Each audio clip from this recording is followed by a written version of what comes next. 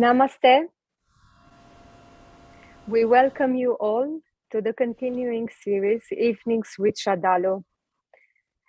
As every Saturday, we are taking up questions received from our viewers. And because last time we had some technical problems, today we will continue the main theme, the business of the Sadhaka. Last week, we covered one question about the world soul, but unfortunately, we couldn't continue because of some technical problems. But we are happy today to be giving an introductory into this theme, which Sri Aurobindo called it the first business of the Sadhaka. Namaste, Sraddhalu. Namaste. Happy to be here. We are happy to be back, and we're inviting you to take up this theme. Yes. Over the last few sessions, we have been going in some depth on the overall framework of the integral yoga of Sri Aurobindo, entering into some of its key principles, processes. We had some discussion on the nature of inner experiences, even some on inward practices and the upward opening.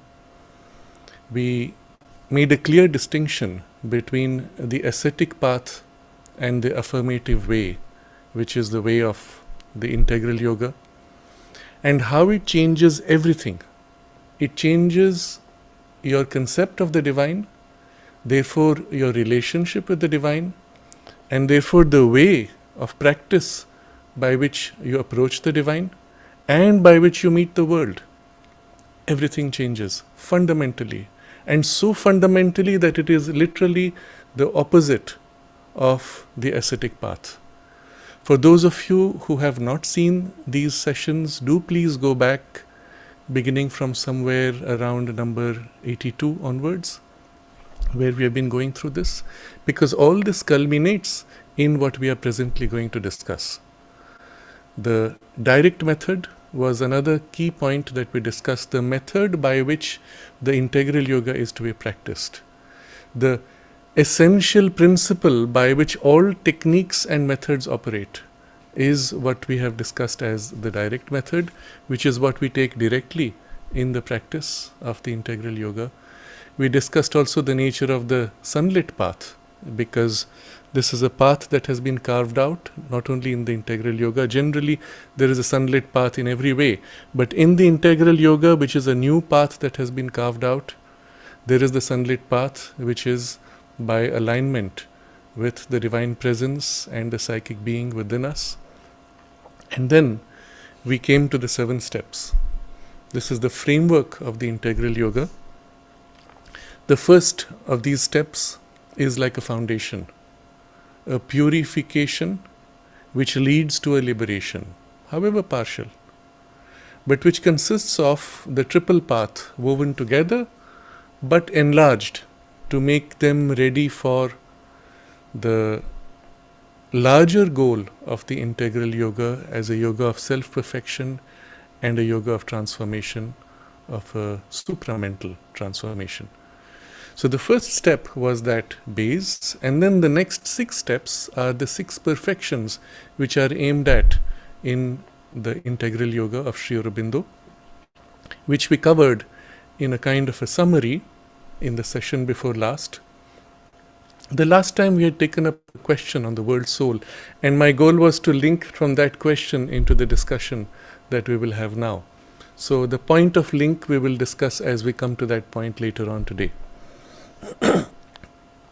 Let's assume that we have all begun on a broad framework of the preparatory purification. Shuddhi is the term used in Sanskrit, which leads to mukti, which is liberation, which leads to siddhi, which are the 6 perfections, or at least the first 4 perfections, and then which leads to the bhukti, which is the delightful participation as co-creators in this divine world. So these four sub-steps of the first step are, like Sri Aurobindo says, the summation of the entire yoga, and at the same time the foundation on which everything else takes place. And that's what we have as our base. But you may not look at the four sub-steps in their totality, but just the first sub-step of purification, which leads us to a partial liberation. Now, when we speak of a partial liberation, we have to understand this on a very practical level, and the whole goal of this discussion is going to be only on the practice. We won't go too much into theory, only as much as is needed for the practice. So, partial liberation is a part of our consciousness disengaging from our lower animal nature.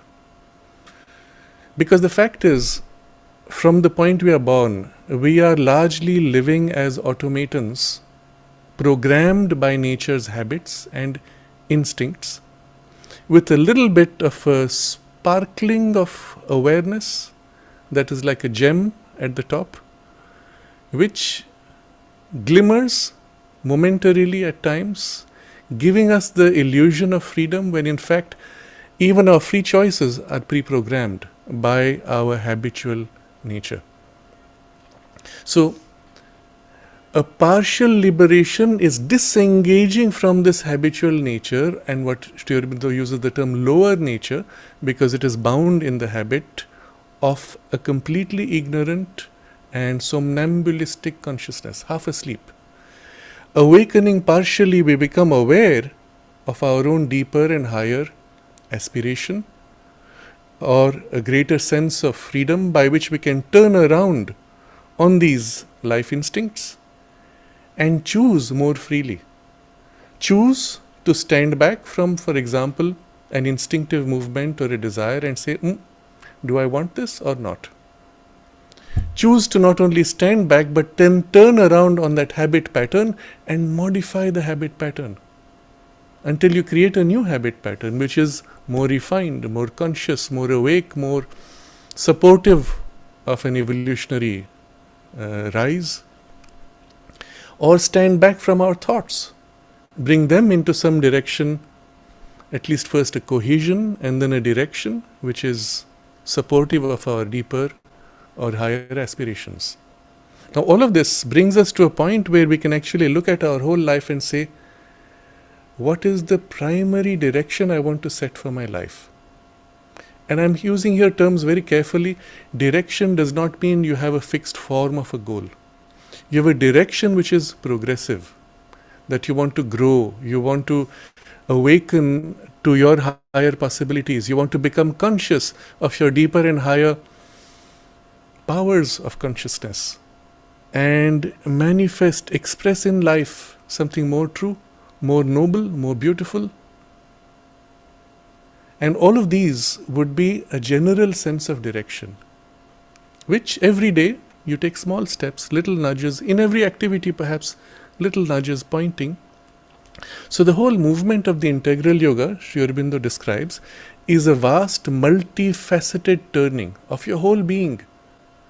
All the parts or levels of your consciousness, all of your nature, and it doesn't all happen simultaneously. Little pieces turning, and more there is a cohesive turn and alignment towards this larger goal, direction that is set. And all of this would be part of that purification which leads to this partial liberation, which then leads towards the siddhi, the realizations. And that's the first step. I am assuming we have all taken sufficient efforts in these directions, but understanding this more clearly, we can be even more complete in our efforts. And there's no struggle, there is no strain. It has to be a joyous turning in parts, bit by bit. Everything that comes up, even what comes up as if opposing you, remember this is the insight of the affirmative way as against the ascetic. Whatever comes up as if opposing you, as a problem in your nature or as a problem in your life, is a part that says, I too want to participate. I want to be changed and transformed. I want to open to the light. And you say, thank you for joining me here. And I assist you to open and turn to the divine. So this will be our first step. The second step now. From here I won't speak of steps, I'll speak of perfections. The first perfection, which we will now take up. Sri Aurobindo has used the Sanskrit term Shanti Chatushtaya. So Shanti is peace, and the Chatushtaya is 4 sub-steps.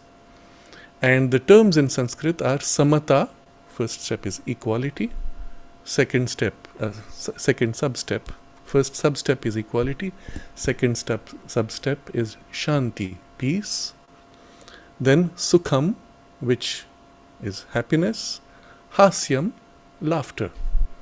So these 4 sub-steps form the first perfection, which is the Shanti Chatushtaya, the peace quartet. Now the name itself tells you something special. It's all about, or rather related to, peace. Later he uses the word equality equally, and it will give you a hint that the easiest way to establish these 4 sub-steps in us is by the opening to the peace above. But we will come to the practice a little later, how you can put these into practice in very simple and direct means, which Sri Aurobindo has taught. But first we will understand the full scope of these 4 sub-steps. There is a sequence, there is a logic. The first of these is Samata, equality. And the equality itself, Sri Aurobindo goes in great detail. In fact, he spends 3 full chapters in the Synthesis of Yoga just describing first the overall sense of equality. What does it mean to have complete equality? And so he goes in depth in all the parts of the being.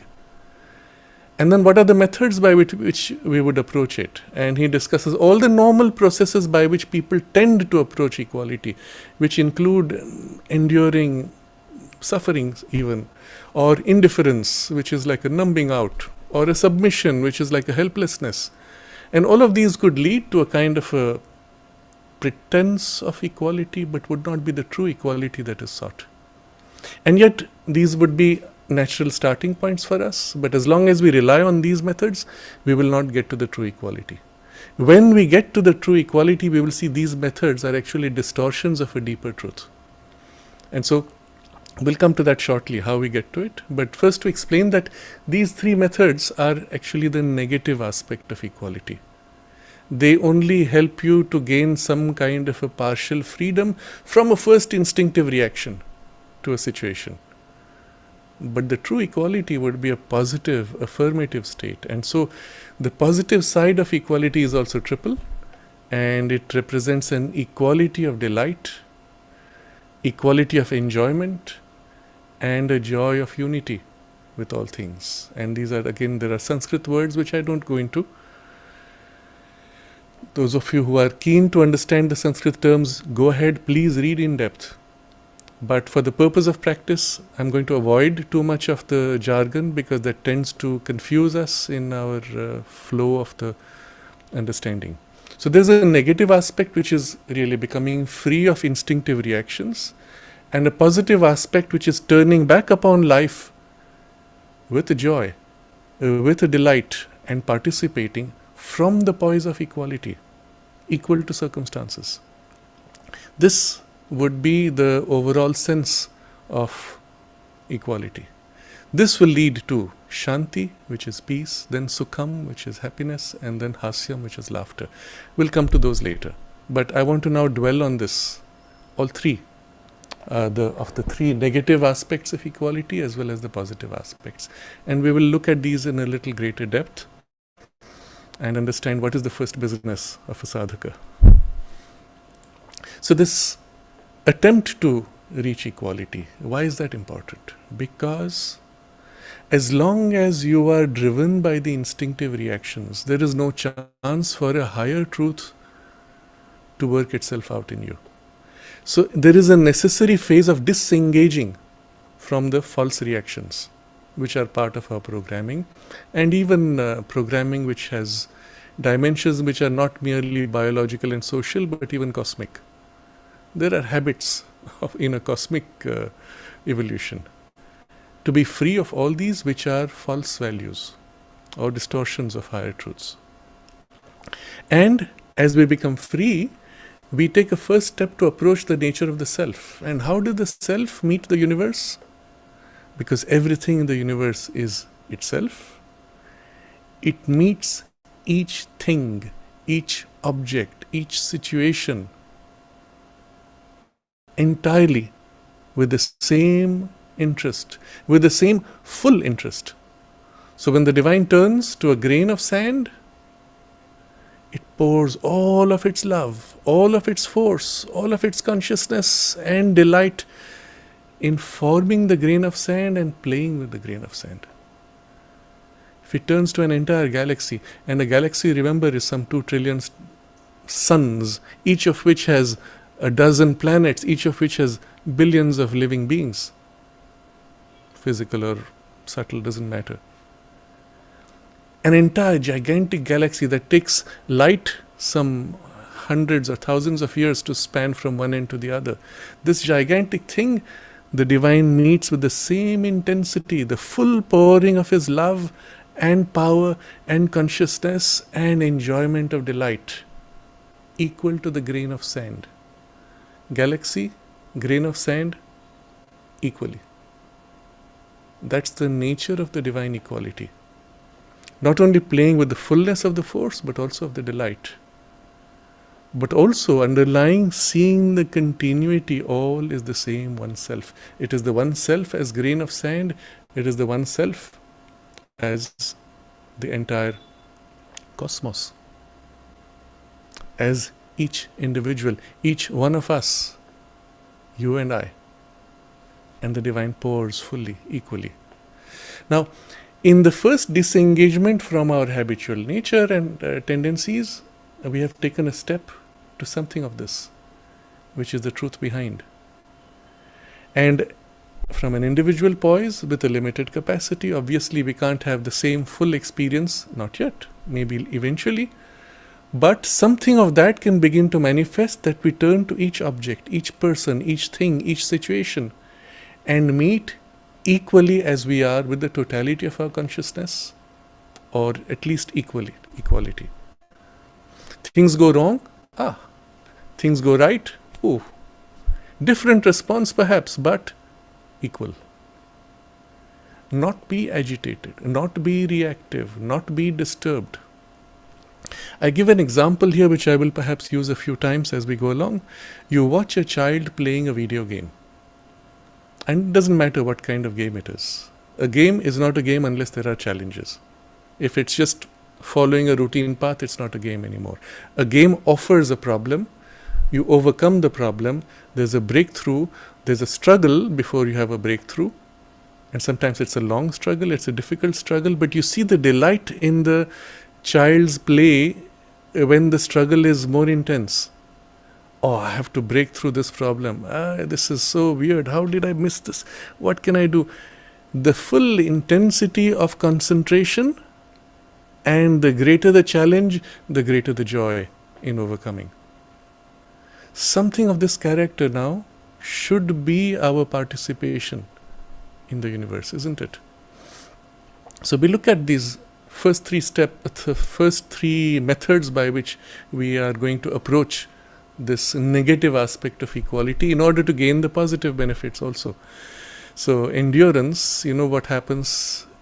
Each thing that comes to you, instead of reacting, you withhold response. You endure. It's too hot, it's too cold, I hurt myself.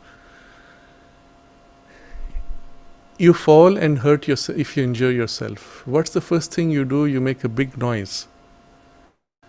Well, the moment you're conscious you're making a big noise, perhaps you deconstruct the experience. Do I need to make a big noise? Okay, it hurts. So I stop the noise I'm making. Then perhaps there's a strong reaction, agitation, fear. Do I need to fear? Is it going to change the situation? You can calm the fear or disturbance. What do I do about it? And then you start doing things. Now, all this is possible if you have taken a stance in the mind. That's why the separation, the purification was so important. Being in a poise of consciousness, reasonably free from the reactiveness, you are able to then impose a kind of an endurance. But it's not going to be an endurance of suffering. what it has to lead to, and the method that we will follow will bring us to that, will be the truth of the endurance principle itself. And I quote from Sri Aurobindo, I will read passages as we go along.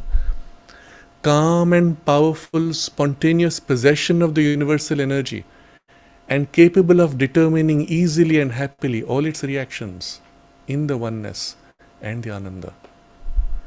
So when this truth of endurance is perfected, okay, you got a knock, there's a calm possession of the energy.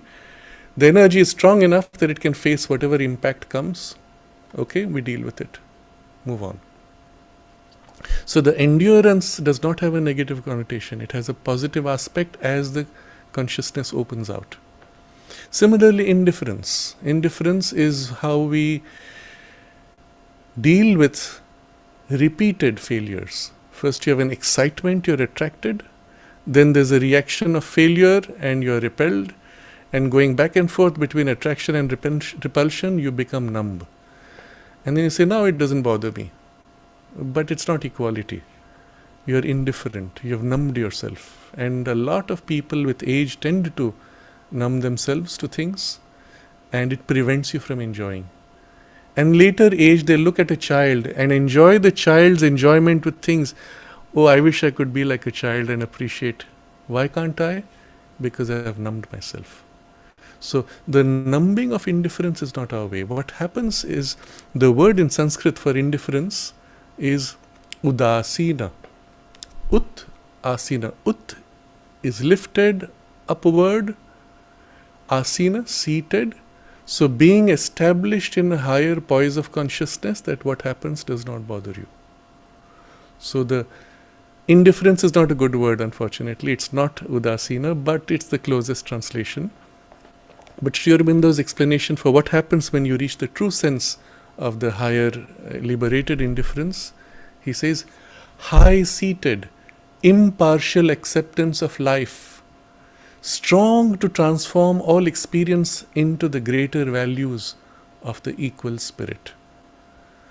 So you look from this poise, whatever circumstances come, okay, how do I lift this? How do I turn this into its own higher values? And we'll come to that. What are these higher values? But changing what a situation is for you.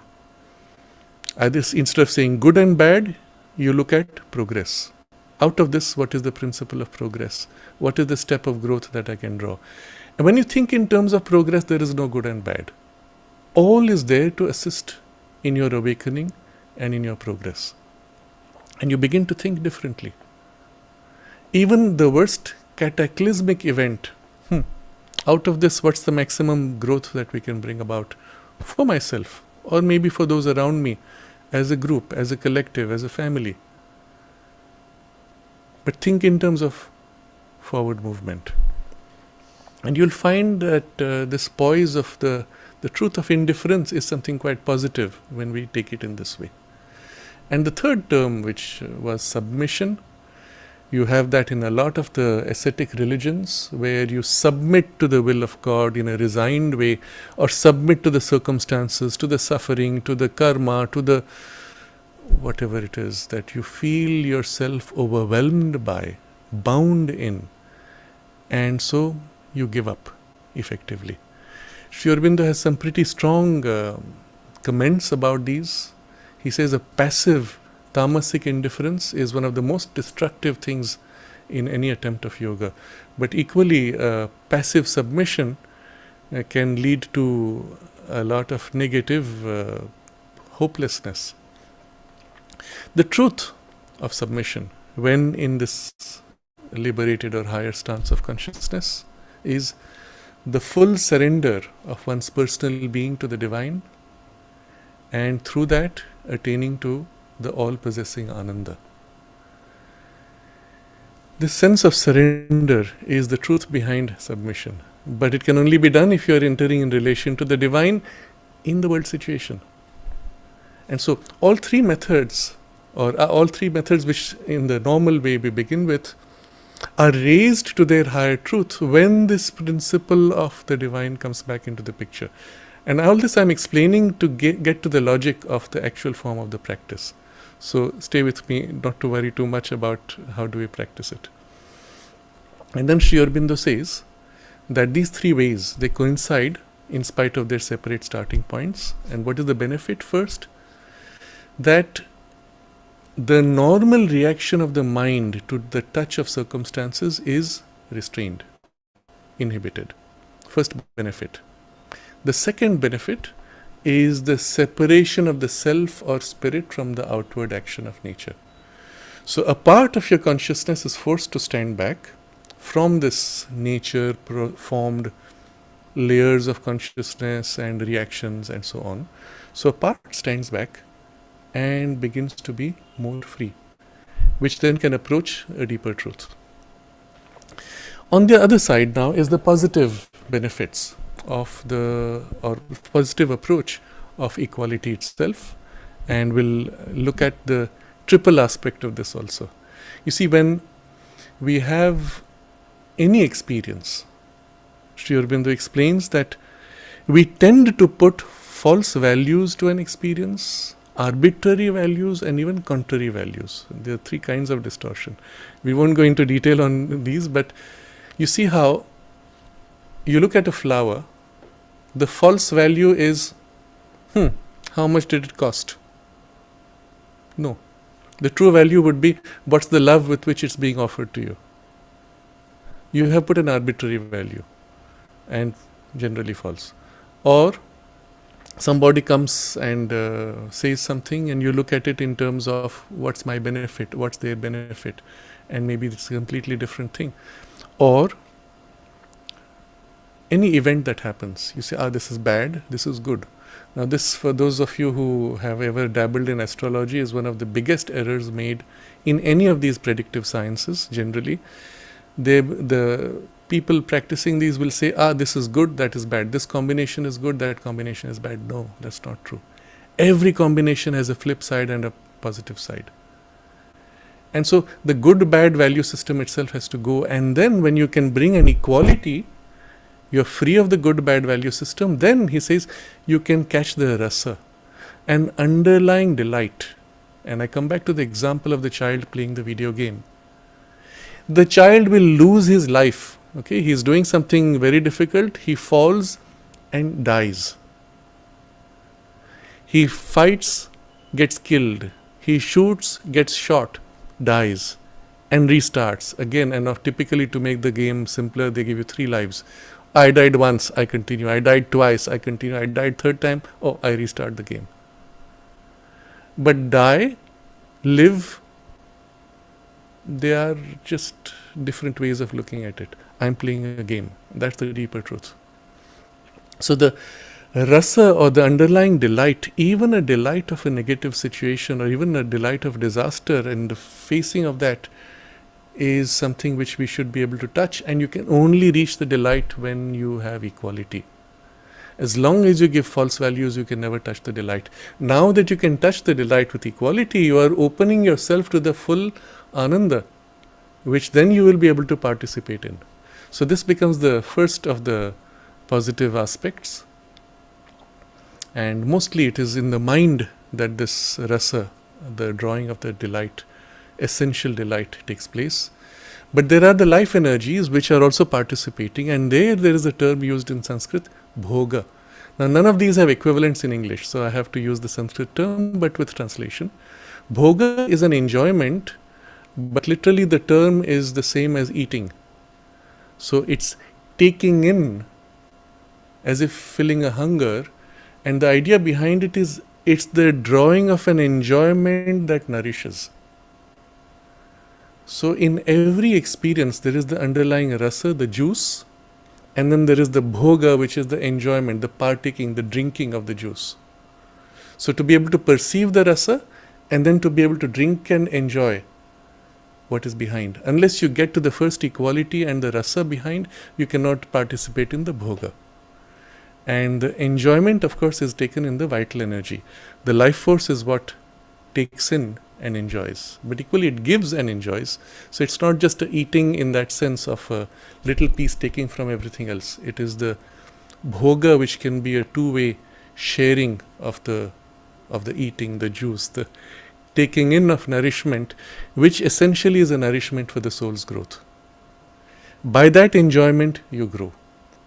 The rasa is the underlying delight behind. The taking in of that enjoyment is what makes you grow in every experience equally. And that's why equality is essential there, but also in the participation in the equal enjoyment is the positive side of the equality.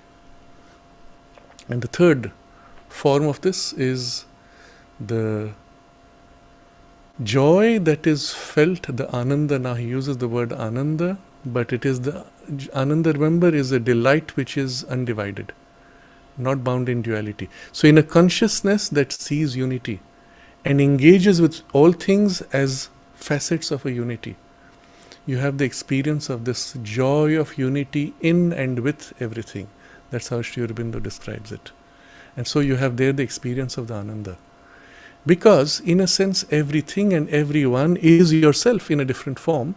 And when you begin to experience that, even a collision is only your hand clapping with your own hand. So a blow received from another on my face is felt as my own hand hitting my own hand in the consciousness of oneness. And what an interesting experience. And there is a delight, as you see in the ocean. If you have ever seen two waves colliding, they hit and explode into a high peak and fall back in the laughter of that burst of joy, delight. And I'm taking these extreme examples so that you get a sense of how it works, because for the equality, whether extreme blow or tender caress would have different facets of delight, because it's still myself meeting myself, where nothing can truly be destroyed because all is me. Of course, we are not yet in that consciousness, but you have to recognize the underlying principle behind is the sense of this unity. And as a result, we are now able to participate, because of equality, in the underlying sense of unity, but also with the delight and the true enjoyment of the delight in its completeness. Not yet perfect, but increasing. So, equally, in the training of the intelligence, our mind tends to reduce everything in terms of I don't know, or I know but wrongly or partially, or I think I know but I'm not too sure. That's all. There is nothing else. There is no true knowledge. There is no complete knowledge. And mostly it's wrong. Even when you say I know and you're right now, later that same statement can, in a different changed situation, will be proved to be wrong or only partially true. So the idea here is the mind itself cannot have true knowledge unless it learns to be equal to everything, including error, including ignorance. And if it's not equal to it, it cannot see what is behind the hidden truth behind the appearances, which then allows you to see the underlying totality of the truth, which then is the completeness of the knowledge, which is indivisible. So equality is the means by which your mind will grow in or prepare itself to have true knowledge. And for that, the training, Sri Aurobindo says, he must accept everything but cling to nothing, be repelled by nothing, however imperfect or however subversive of fixed notions, but also allow nothing to lay hold on him to the detriment of the free working of the truth spirit.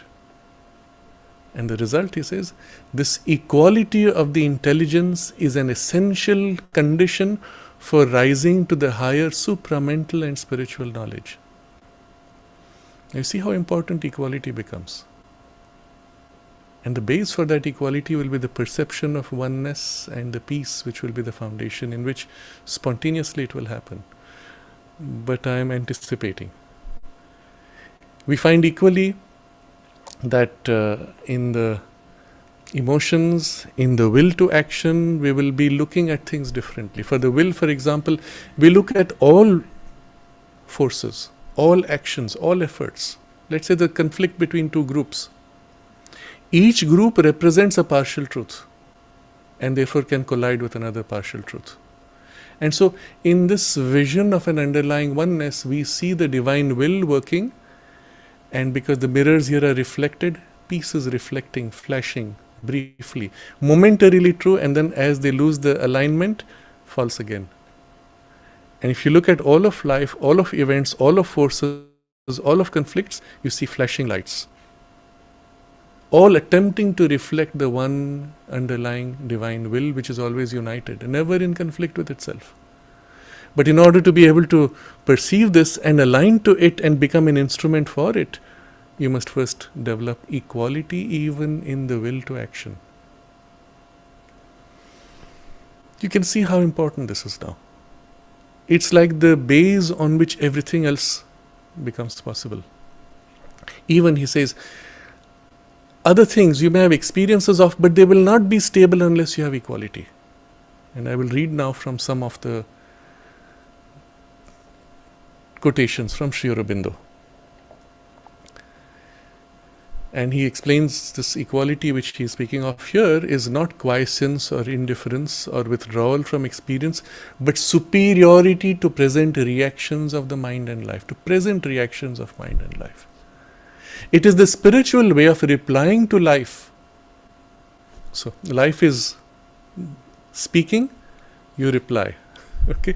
Not react, you reply.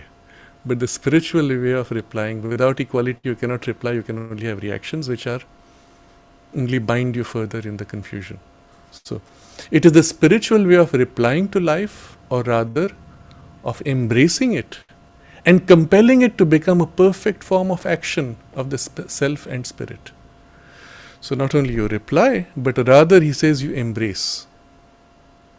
The true nature of the engagement in the integral yoga, remember, is not withdrawal as in the ascetic, but the embracing, accepting, affirming life in order to transform. But how can you transform if you are bound in its own distortions?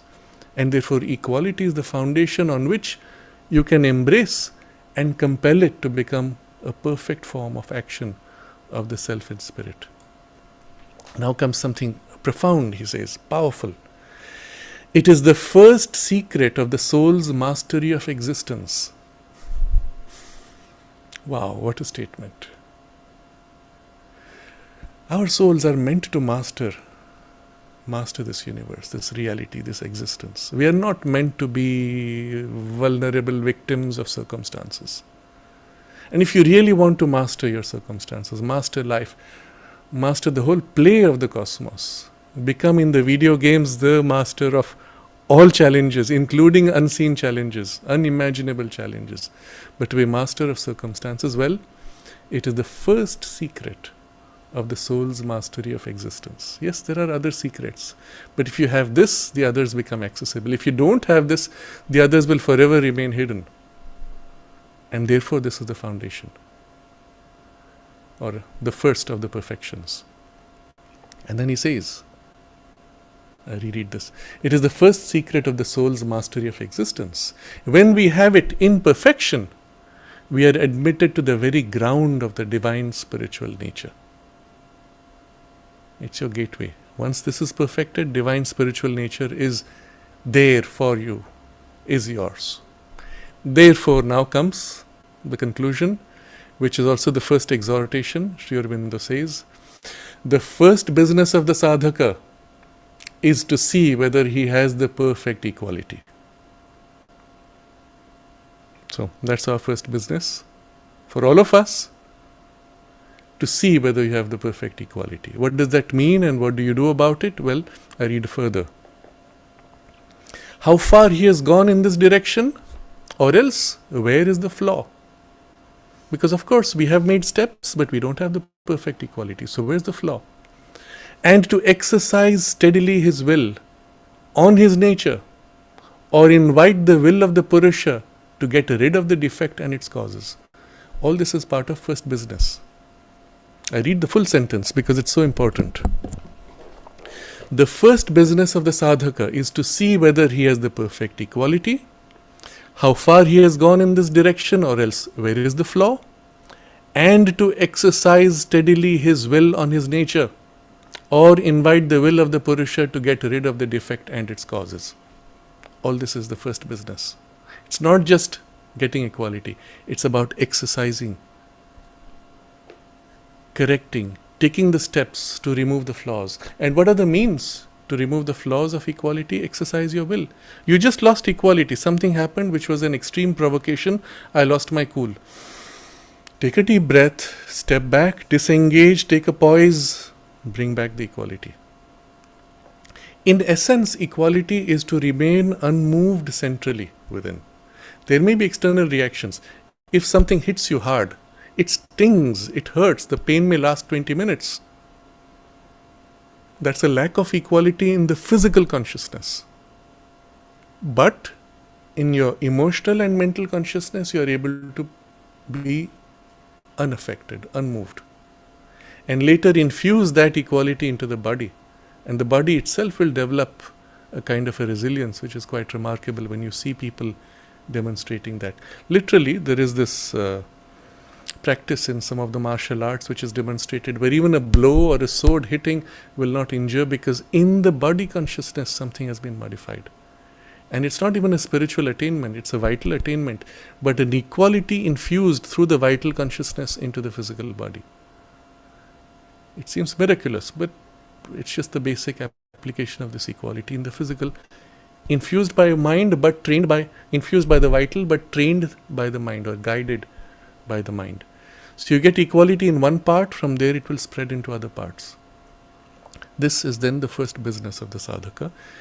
Exercise steadily his will on his nature, or the second method to correct it, invite the will of the Purusha to get rid of the defect and its causes. This is the greater, more powerful method. You're aware of this difficulty, this reactionary part, this unstable, distressing thing. Become quiet, open to the divine presence, infuse it. Open this to the Divine Mother's Shakti, invoke her consciousness, which practically again translates to opening what is your first access to the true Purusha. Well, you can take a mind poise of Purusha, stand back and bring that calm and stillness simply by staying in that stillness, or open the mind to the true Purusha, which is the self. And when you open to the self, your first experience is of the peace of the self, or the silence of the self. And the first part where it settles in you inevitably is in the mind, which is the most receptive and plastic, the most open. From there into the vital, from there even into the physical. And so even the method for correcting the equality or the failure of equality will be that which will be your method also for gaining equality, which we will come to shortly. And now he describes the four sub-steps of this whole perfection. There are four things that he must have. First, equality in the most concrete, practical sense of the word, samatha. Freedom from mental, vital, physical preferences, and even acceptance of all gods working within and around him. This is first. Secondly, a firm peace and absence of all disturbance and trouble. And as will be obvious, it is the descent of the peace which would be the easiest way to attain to this, but it would be the natural result also of the practice of the equality. And the two will blend into each other. The descent of the peace providing the foundation in which the practice of equality becomes almost effortless and natural, and yet you exercise because you have to put your mental will to modify tendencies and habits. But with that backing, it becomes easy.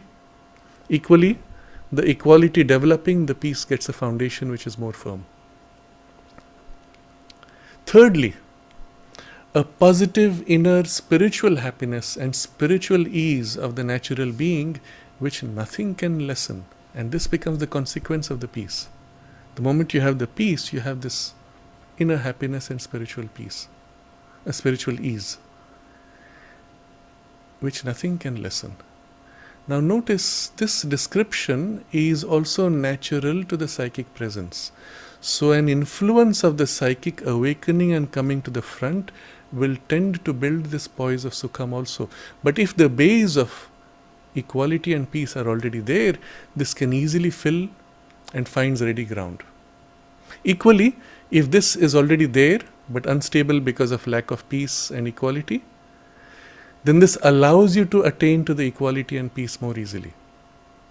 You see how they are complementary, and there's no fixed starting point according to your nature, even according to the day. Whichever of these is stronger, you begin with that, and the other things assist and coalesce around. Fourthly, a clear joy and laughter of the soul, embracing life and existence. This can only happen when the base of this joy is already set. Now, joy and laughter of soul embracing life and existence. This is the child playing the video game, but now your video game is the whole cosmos and eternity and infinity and all possibility, infinite potential. So he says to be equal is to be infinite and universal. Not to limit oneself, not to bind oneself down to this or that form of the mind and life and its partial preferences and desires. So think about the implication, again, profound implication. The moment you find yourself bound to something, it's because of littleness. Widening the consciousness automatically brings an equality. The descent of the peace and wideness from above spontaneously, therefore, lays a base in which equality either spontaneously comes or becomes easily attained. But he says that's not our starting point. We are starting with all these limited capacities, preferences, desires, attachments, and so on. To accept them is at first inevitable, all our limitations. To get beyond them, exceedingly difficult and not perhaps altogether possible, so long as we are compelled to use the mind as the chief instrument of our action.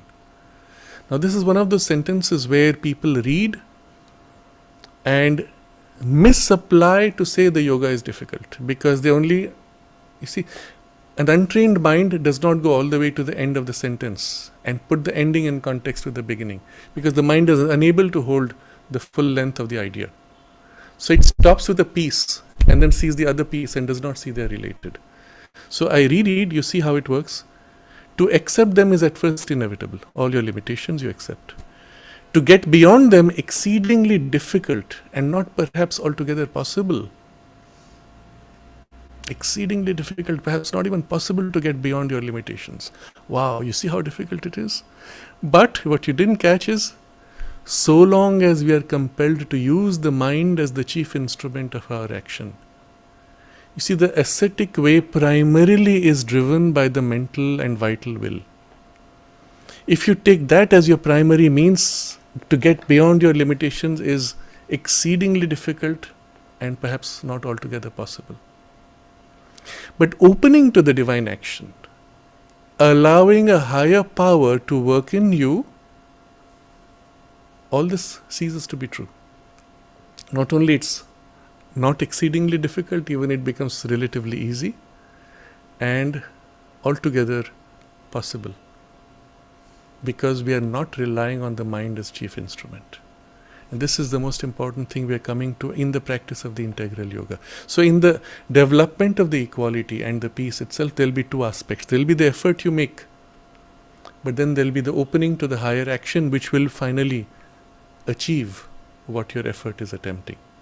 But if your effort is not there, you feel the peace, but you don't make the effort to now bring equality in your emotional parts, for example, or your mechanical habits, well, those parts will remain unconnected to what you have received, and there will always be a division. So that active interaction, active effort will be needed, but on the basis of something which is more powerful than your mind, which will make your little effort produce great results. Lines of Sri Aurobindo, by the way. Now, the first necessity, therefore, is to take at least the sting out of them, to deprive them, even if they persist, your limitations. Even if they persist, to deprive them of their greater insistence, their present egoism, their more violent claim on our nature. And how do you know you have made progress in this field? The test that we have done this is the presence of an undisturbed calm in the mind and spirit. The sadhaka must be on the watch as the witnessing and willing Purusha behind, or better, as soon as he can manage it, above the mind. So, you take this poise behind, or better still above. And you see again this opening to the above is going to be a critical, the most important way. And repel even the least indices or incidents of trouble, anxiety, grief, revolt, disturbance in his mind. So I will suggest that we are not just going to read this and study and discuss the application in the practice. Let's make all of us this our effort in the coming few weeks, even as we study the other perfections. By making this our effort, we are going to lay a foundation which will be so solid that even as we begin to practice the other perfections, you will have ready ground on which those things can come smoothly, freely, and even rapidly. So I continue to read as I'm skipping lines, but I'm going to highlight a few passages only. So when he gets these defects, there's egoistic claim, vital desire, and some fixed ideas which come in the way, you realize, oh, this is a loss of my equality. On no account must he admit any excuse for them. Never rush to justify a loss of equality. Don't say, yes, but he deserved it. Oh, yes, but I was tired. Oh, but, no buts. Okay, loss of equality, set it right.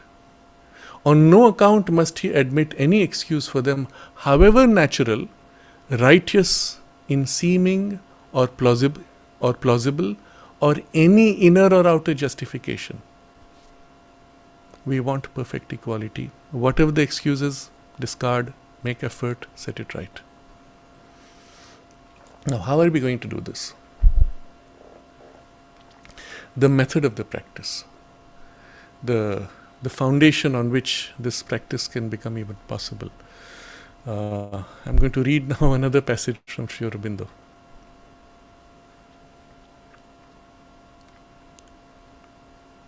A few of them maybe. So, first he says, therefore there must be a constant insistence on one main idea. What is that main idea? And this is something which we are going to consciously bring about every day, every chance we get, or at least at the beginning of the day. A constant insistence on one main idea, the self-surrender to the master of our being, God within us and in the world, the Supreme Self, Universal Spirit. God within you, master of your being above you, God in the world. This idea constantly has to be brought in. That you are doing things, but behind is the presence of the divine. You are engaging with things in the world, but behind the appearances there is the divine presence. Perhaps working secretly through them, through their distortions, maybe they are distortions, and yet behind it is his nudge, his push, even if the form in which it appears is distorted. Within you is the divine, out there is the divine, above is the divine. And here you are playing your video game. First discovering yourself, developing your poise of equality in order for the divine to be able to act through you, but also engaging with the world. In each engagement, behind is also the divine, however much you may have to act, sometimes decisively and forcefully, or compassionately and affectionately. There is the divine behind. Just this one idea.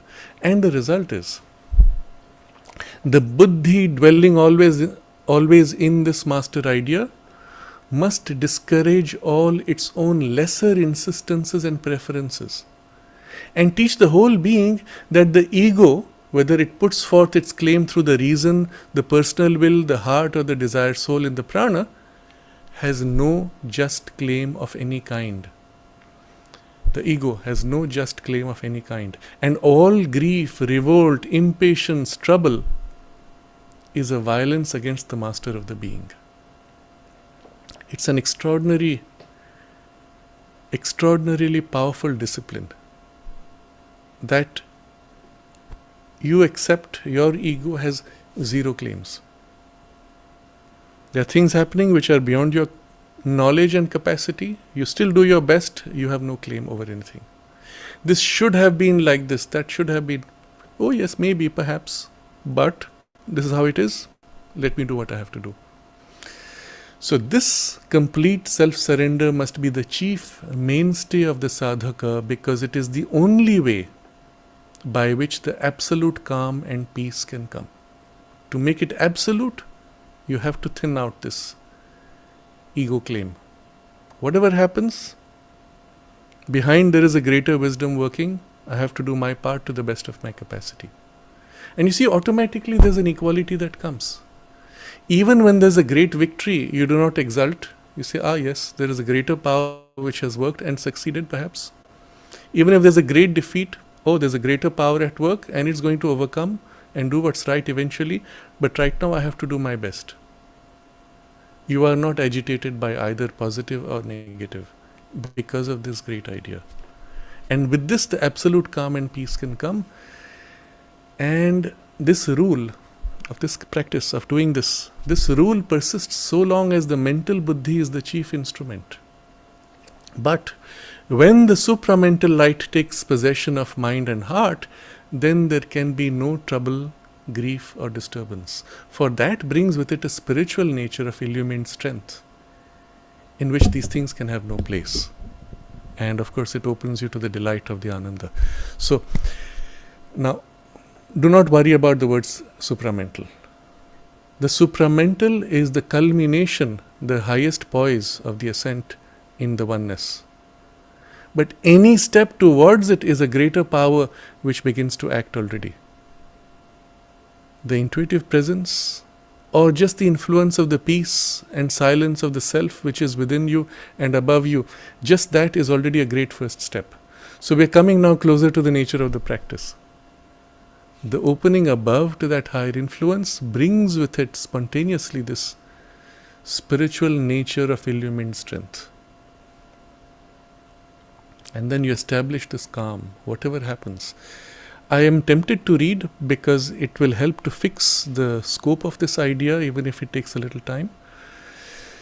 The calm established in the whole being must remain the same, whatever happens, in health and disease, in pleasure and in pain, even in the strongest physical pain, in good fortune and misfortune, our own or that of those we love, in success and failure, honor and insult, praise and blame, justice done to us or injustice, everything that ordinarily affects the mind.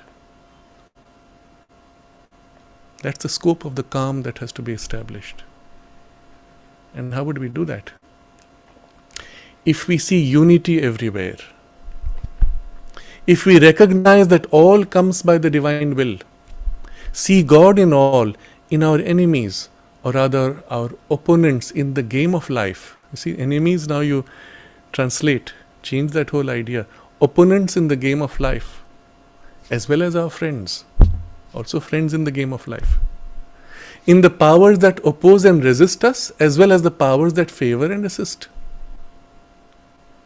In all energies and forces and happenings. What do? We see God in all. We recognize that all comes by the divine will.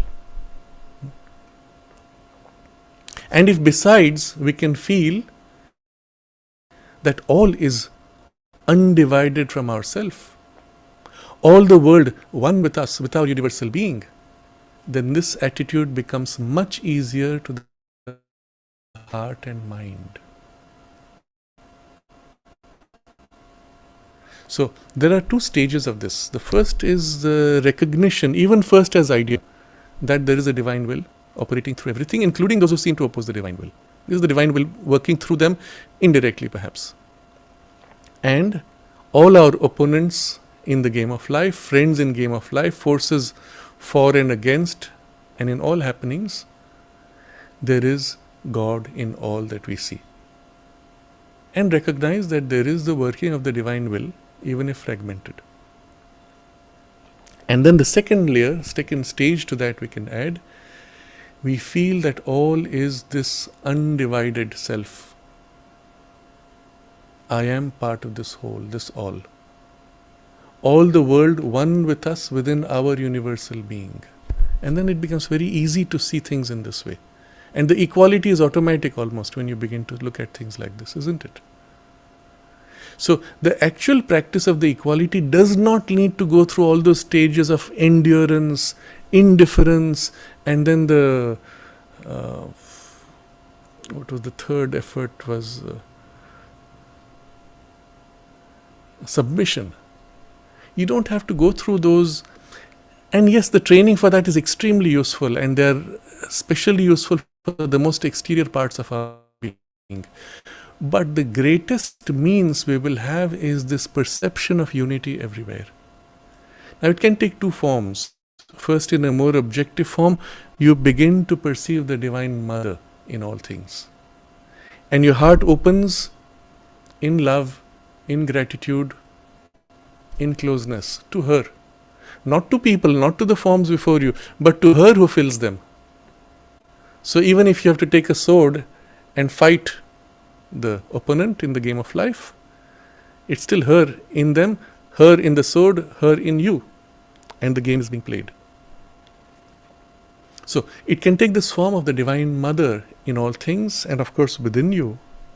You therefore as a child in relation to her, trying to live up to the demand of the situation in your, let's say, commitment in service, in consecration to her. Or you can take the perception of the divine presence, God in all things, all beings, the divine will working. It's two sides, front and back of the same coin. For some of us, the opening to the Divine Mother is easier. For some, the sense of the divine presence as a more universal, more abstract, less personal is more easy. Begin with whichever is easier. And perhaps the two blur into each other for you, doesn't matter. But we don't get to this immediately.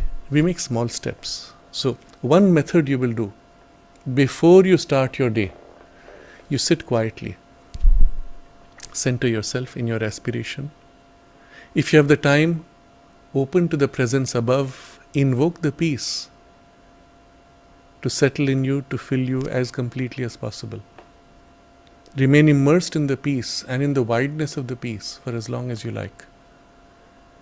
And this is the presence of the self, presence of the divine, presence of the Divine Mother's energy.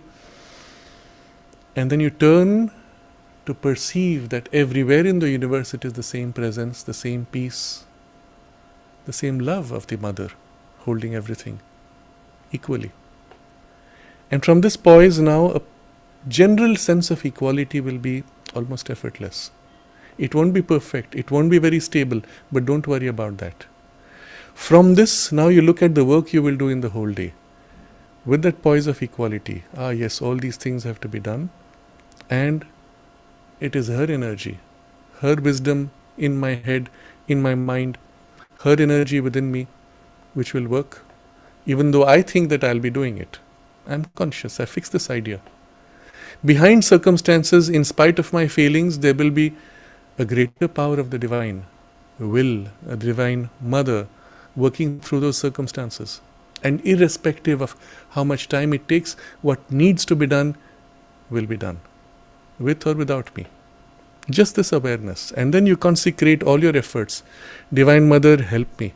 Fill me with your wisdom. Fill me with your strength. Fill me with your love, that I may be able to act as best as you choose to work through me. That's it. Engage with the day. If you make the effort to continue this poise into your activity, it will be more effective. But even if you have to then change gear, get off and start running into your rat race of the day, don't worry. Just the intensity of the concentration will begin to create a shift, and a massive shift in a very short time. If during the day you have moments you can pause, remember that attitude of the morning, invoke her help, re-engage. A few times, maybe once, maybe twice, maybe 3 times, or if you're fortunate, 10 times, doesn't matter. And then at the end of the day, step back into the poise of calm, wide equality. Look back at the whole day. All this was done, all this was not done, this happened, this went contrary. Just look at it all. Video game, remember, of the Divine Mother? The divine game. You are a player, they're all players. What's next? With equality. Strategize, plan, structure your next day, whatever you need to do. But from the poise of equality, not disturbed. If you find places where you got disturbed, well, go through the process of correcting with will or by opening to the Purusha. That's it. If you take this up as a primary practice, short effort in the morning, short effort in the evening, brief points of contact during the day. What does Sri Aurobindo say about this? But even before we can attain or are firmly seated in this universal vision, we have, by all the means in our power, to insist on this receptive and active equality and calm. Even something of it is a great step towards perfection. He quotes from the Bhagavad Gita in Sanskrit, Alpam api asya dharmasya. It's a phrase, but the full sentence in the Bhagavad Gita is, even a little bit of this saves you from great danger. But he doesn't give the full sentence. Even a little bit of this is a great step towards perfection. And then he says something extraordinary. A first firmness in it is the beginning of liberated perfection. So don't even aim at perfection. First firmness, a little bit stability that you can get, and it may not take you too much time because of the help. And we will discuss a little more of the form of practice later. Its completeness is the perfect assurance of a rapid progress in all the other members of perfection. That's why this first one is so important. You have this, even a little bit, other things will be easy. You have this reasonably perfect, other things will be rapidly acquired. For without it, we can have no solid basis. You can have a basis, but it won't be solid. Things happen, they crumble because the base is not strong. The equality is your base.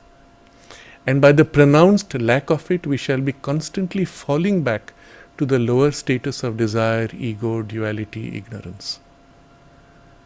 This is the reason why in many systems there is a great struggle. You reach one step, you fall back, go again, fall back, and then they say, it's difficult. Because the true foundation was not established. Now, the method by which even the sense of this underlying unity will come. He says, the key to this practice, the method of attaining to perfect equality, is that in this yoga, the equality will be both of the negative and positive aspects. This requires, he says, first a new knowledge, which is the knowledge of unity. And I'm going to read a different piece of text. To see all things as oneself, and to see all things in God and God in all things. This is, you will see the formula repeatedly, that the self in all things in the self, and self manifesting as all things. But in this case, because we're starting from a very limited poise of who we are now, I'm not self. I know I'm this little ego person. So how do I do this? But the same principle, the same idea. To see all things as oneself. Each thing, each person is actually myself in a different form. Look at how you relate to your family. Your children, for example. They are yourself, isn't it? That's why you're willing to sacrifice for them. In a sense, it's your own extended ego. So when you begin to see, and it starts with the mind's understanding that all this is finally the same one self. I, which feels here is only a little piece in awareness, but actually it's the same myself in all things. First this idea. And see all things in God. Everything is like this foam floating in the one divine consciousness. And that divine consciousness is inside all things. Dwell on this, meditate on this, eyes open, walking. If you're going for a long walk, if you're going for an evening walk as an exercise, you're walking on your terrace or on the road as an exercise. Just dwell on this idea. Everything you're looking at is infused with the divine presence. You too, equally, the same presence in you is in them, and all of you are floating in the same one. And even that is myself in a different form, that I only have the illusion of being separate. Dwell on this. Even as it settles in the mind, in the mental awareness, your thinking will change, your relationships will change, and it will percolate into your emotions and change your emotional responses also.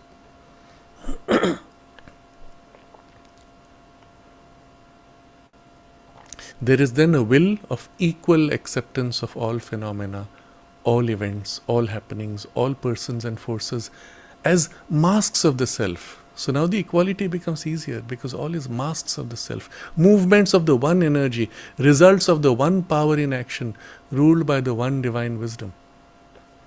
And you see how equality becomes natural, effortless. And on the foundation of this will of greater knowledge, there grows a strength to meet everything with an untroubled soul and mind. Remember, in the beginning, there will be challenges which will always exceed your capacity. Don't worry about that. But in the basic things, which is 70, 80, sometimes 90% of your life, they are not extreme provocations. Something of this has to begin to come. Untroubled soul and mind, you meet everything, and there's a deeper strength now because of this wider vision. Now comes a deeper part of the practice, and you'll see how it deepens from here easily. There must be an identification of myself with the self of the universe. That, remember, the direct method comes here. Don't worry what is self of the universe. You know there is a self of the universe, the self of all things, and then there is self of you, including your surface self-awareness. Okay, lean back to the idea of the self of the universe. I lean back into that. I am in essence one with that, and I lean back to merge, to lean, to rest, to turn to, aspire for, join with, lose myself in that one. The direct method immediately opens you to something. There must be an identification of myself with the self of the universe, a vision and feeling of oneself with all creatures. Now you open your eyes and perceive that same oneself in all things. That animal suffering there, that person who is, it's all the same oneself, that I, of which I am a special frontal projection, but which is me truly, in completeness. Then a perception of all forces and energies and results as the movement of this energy of my self, and therefore intimately my own. Whatever happens is intimately my own. So the sense of intimacy comes because of the sense of identification, and it may be a rarefied part of your mind in the beginning which feels this, sees this, knows this. Stay with it and let it deepen. Not obviously of my ego self, which must be silenced, eliminated, cast away, otherwise this perfection cannot come, but of a greater impersonal or universal self with which I am now one. At least in leaning back, you turn towards that oneness. For my personality is now only one center of action of that universal self, but a center intimately in relation and unison with all other personalities, and also with all those other things which are to us only impersonal objects and forces. In fact, they also are powers of the one impersonal person, God, self, spirit.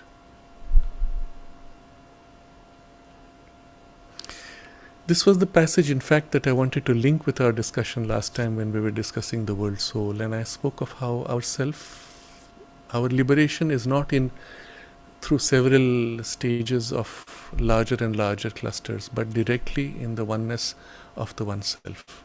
And this passage describes perfectly not only that relationship, but also the direct practice. And I want to complete this few lines. My individuality is his and is no longer a thing incompatible with or separate from universal being. It is itself universalized, a knower of the universal Ananda and one with and a lover of all that it knows, acts on and enjoys. You see, now he's taking you deeper and deeper into the experience. You may not touch all this, but just the idea of it is your beginning. For to the equal knowledge of the universe and equal will of acceptance of the universe will be added an equal delight in all the cosmic manifestation of the divine. So this completes the passage. This is the actual, method or form in which we are going to turn to that sense of oneness. But in the form of practice, you notice something fascinating. This first perfection and its fourfold facets are, in the first two, the natural result of the descent of peace, and in the second two, the natural emergence of the psychic influence. The descent of the peace automatically opens you to this wide sense of an underlying oneness, wide consciousness, but also an equality, which comes with the peace and is fulfilled with the establishment of the peace itself in which you live. So the peace is the Shanti established, opens you to living in the peace of the oneness of the Brahman. The third sub-step, which is the happiness, Sukham, lives not just in the peace but brings a positive aspect. It lives in the divine delight and imposes, I am quoting from Sri Aurobindo, imposes on the life of the soul in nature and signs of the signs of the divine knowledge, power and bliss of being. So this is the positive aspect. The first two, in a sense, free you. The second two, affirm and engage you with the whole of life. And hasyam, laughter, is the positive joy and cheerfulness which takes life and the world as play of the divine. Again, a poise natural to the psychic being. So now we come back to three essential realizations of the integral yoga. And you see how it naturally comes from these three. Whatever we have discussed emerges naturally. The first realization is the opening above to the presence of the self and the descent of its influence as peace, we will say first. The second is the opening inward to the presence of the divine and the psychic being within you. And the third is the perception of the divine in all things. Recall these three that Sri Aurobindo has described as the three fundamental realizations of the integral yoga. Well, any step you take in direction of these three with this intention would lead to this particular outcome of the first perfection of equality and its positive, negative and fourfold aspects. But you must do it with that intention. The effort to engage with equality must be there. It's not enough, I will open, then I will come out and be my usual, normal, mechanical, habitual self. No. These efforts must be done with the intention of establishing, increasing equality. But, as we have seen, the descent of the peace will make the effort enormously easy. The emergence of the psychic influence will bring the delight and joy in the equality, fulfilling the positive aspect. So in terms of practice, you see what it boils down to. The opening above, descent of all that she pours down, beginning with the peace, that should be our first priority, and increasingly a wider descent of peace. The more wide, the more stable, the more lasting, the more deeply impacting, opening to the presence within, the aspiration, the devotion, the love for the Divine Mother and her presence that glows out from that love, and the joy or glow of the psychic presence. Actively turning now to perceive this presence in all things, and then working now to fix the flaws of any defect in equality. And as we saw earlier, no excuses. Any breakdown of equality, well, you make the effort. Do not worry about difficult situations, start with the easy things.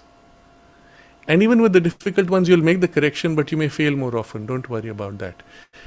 Count the progress in terms of small changes. Let that be your starting point, and the difficult things will become easy of their own because the base would have been set.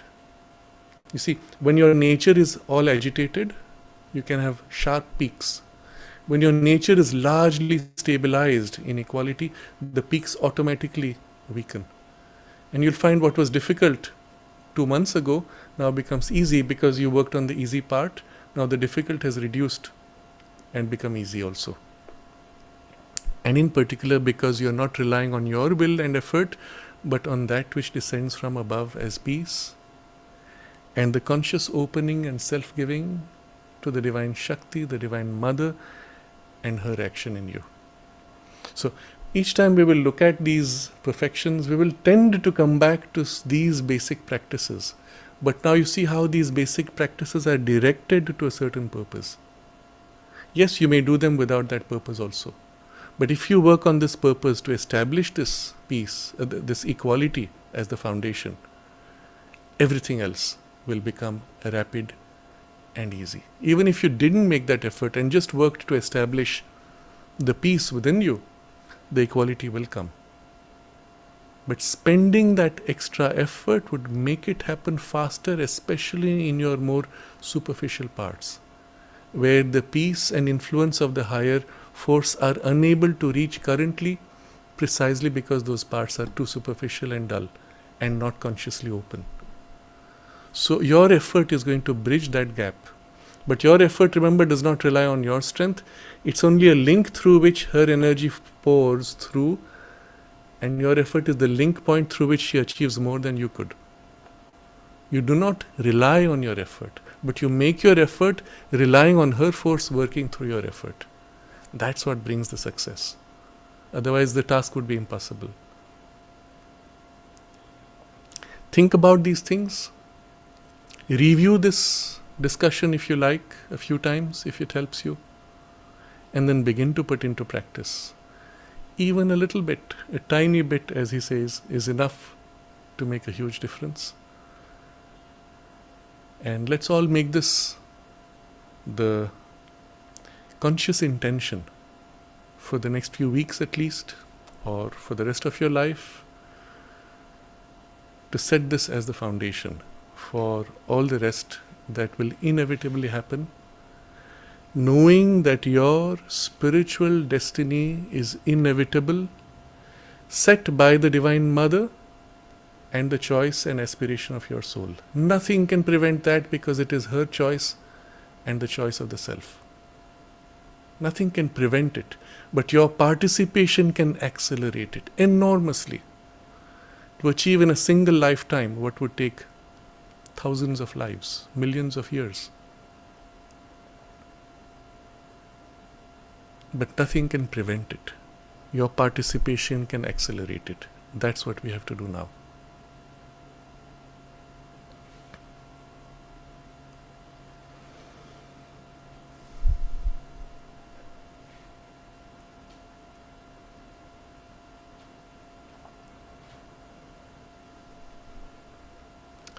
We can take a moment to concentrate on all that we have dwelt upon in assimilation and in a quiet resolution to put in fully into practice with her help, asking for her help to guide us and lead us.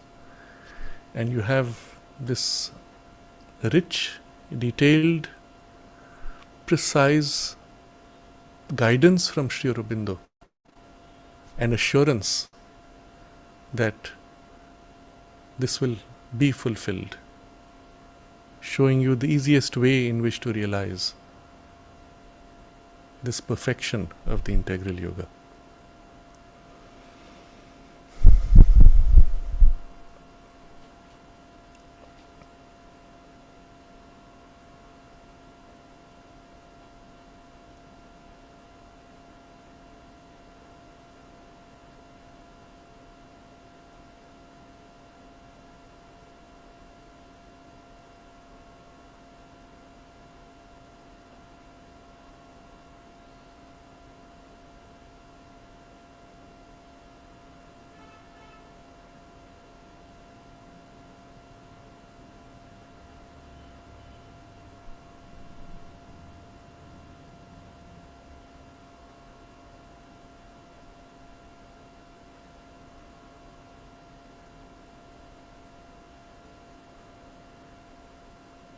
Thank you.